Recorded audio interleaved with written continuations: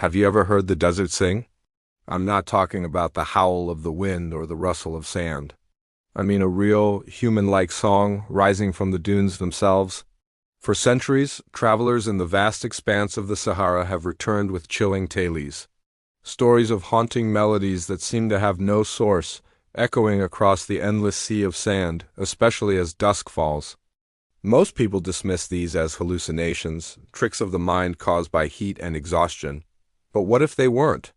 What if something was actually singing out there? This is where the story takes a truly unsettling turn. Recent archaeological expeditions, drawn by these persistent legends, began to investigate specific areas where the singing was most frequently reported. They weren't looking for treasure or ancient cities. They were looking for a sound.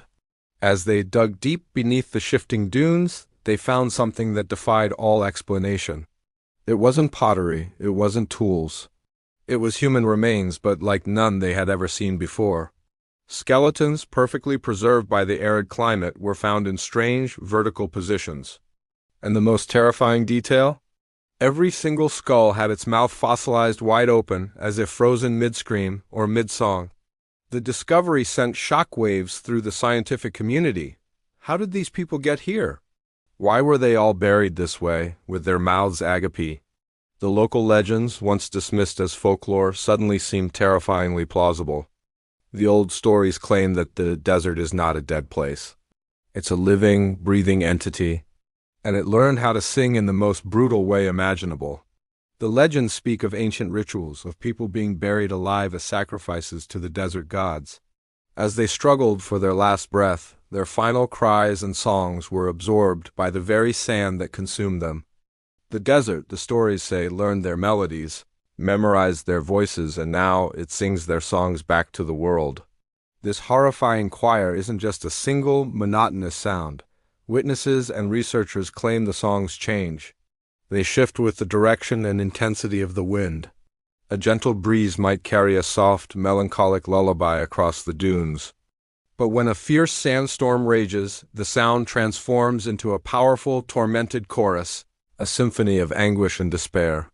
It's as if the wind is the conductor of this ghostly orchestra, playing upon the fossilized remains buried deep within the earth. Each grain of sand that brushes past these open mouths is said to carry a note, a fragment of a long-lost voice. Scientists have tried to offer rational explanations. They talk about singing sands or booming dunes, a known natural phenomenon where sand grains of a certain size and shape create sound as they slide down a dune's face. They propose that the unique geological composition of this specific region, combined with the shape of the underground rock formations, could amplify these sounds, creating an acoustic illusion that mimics human voices, the open-mouthed skeletons. Perhaps a specific burial ritual of an unknown tribe, their jaws simply relaxing and falling open after death before fossilization. It's a neat, logical theory, it makes sense. But it does and quite explain the sheer complexity and emotional depth of the melodies that people have reported. Could simple friction and acoustics really replicate the sound of a lament, a hymn, a cry for help? The people who have heard it, who have stood alone in the twilight as a chorus rises from the ground beneath their feet, they say no. They describe a quality to the music that feels undeniably human, filled with a sorrow that science can't measure. They speak of hearing distinct harmonies, even what sounds like words in forgotten languages, carried on the wind. It's a phenomenon that straddles the line between geology and ghost story, between the known world and the terrifyingly unknown.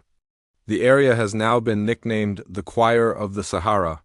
It's a place of pilgrimage for the curious, the brave, and the paranormal investigators.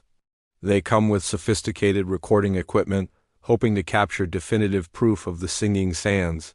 The recordings they've brought back are chilling. When you filter out the sound of the wind, a faint, rhythmic humming remains.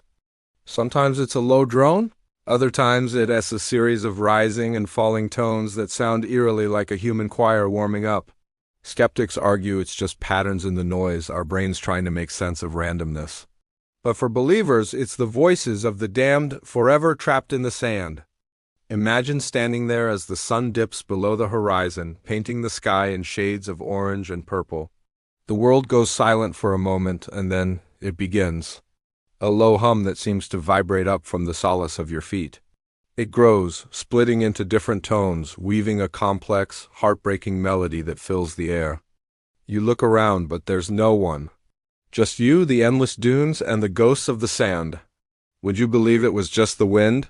Or would you believe that the desert remembers and it has a story to tell, a song to sing, passed down from those it consumed long ago?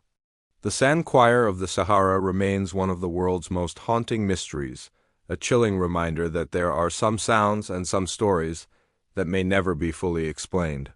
What do you think is really happening out there? Is it a freak of nature, a geological anomaly that tricks our ears? Or is it something more? The echo of a forgotten tragedy, eternally sung by the desert itself? Let me know your theories in the comments below.